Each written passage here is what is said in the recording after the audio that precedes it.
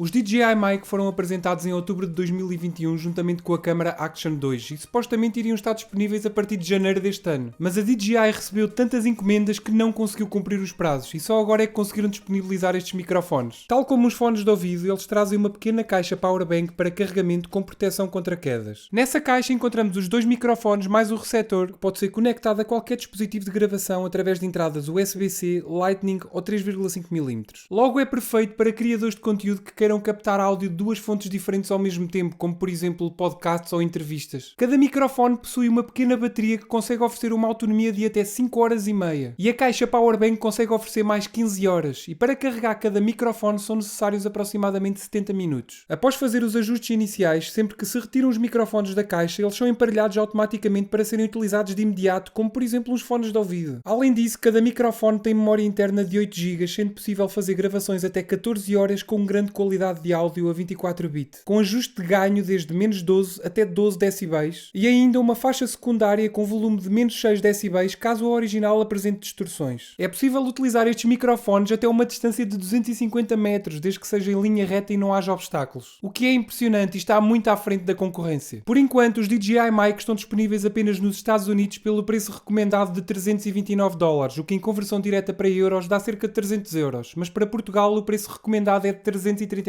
euros. Infelizmente ainda não há uma data de disponibilidade confirmada, mas acredito que não deve faltar muito. O facto de estes microfones funcionarem como que uns fones de ouvido, ou seja, uma caixinha onde os podemos guardar e carregar e ser só tirar e utilizar, é realmente excelente e um fator muito diferenciador da concorrência. Mas existem também outras alternativas também com muito boa qualidade e mais baratas e que também têm uma presença forte no mercado, como por exemplo os Rode Wireless Go 2. Vamos ter mesmo que aguardar para ver o feedback do público em geral. E tu, o que é que achaste dos DJI Mic? Achas que vão ter sucesso? Diz-me aí nos comentários. Uma coisa é certa, tudo aquilo que vem da DJI tem qualidade, disso não há dúvidas. Espero que tenhas gostado do vídeo, se gostaste já sabes, deixa aquele like que é muito importante e ajuda mesmo muito o canal. Subscreve e ativa o sininho para não perderes todas as novidades e todas as notificações. Vê estes vídeos que eu coloquei aqui ao meu lado que eu tenho a certeza que vais gostar. E claro, se tiveres alguma dúvida é só deixares aqui em baixo nos comentários. Bem pessoal, obrigado a todos e fiquem bem.